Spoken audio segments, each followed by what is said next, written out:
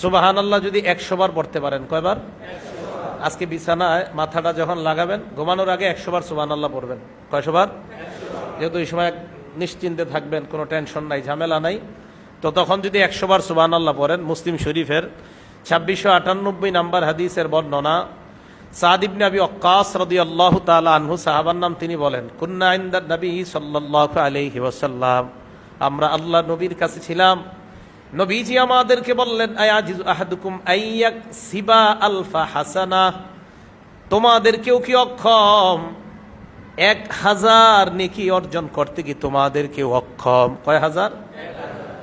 ফাসআলাহু সাইলুম মিন জুলাসাইহি, নবীর সামনে যারা বসা তাদের থেকে একজন প্রশ্ন করলেন, ইয়া রাসূলুল্লাহ কাইফা ইয়াকসিবু আহাদুনা আলফা হাসানা, আমাদের কেউ কিভাবে 1000 নেকি কামাই করতে পারে, আমাদেরকে আপনি জানায়া দেন। আল্লাহ নবী বললেন, ইউসাব্বিহু মিআতা তাসবিহা, আমার কোন উম্মত যদি সুবহানাল্লাহ 100 বার পড়ে, ইউকতাবু লাহু আলফু হাসানা, তার আমলনামায় 1000 নেকি লেখা হয়ে যায়।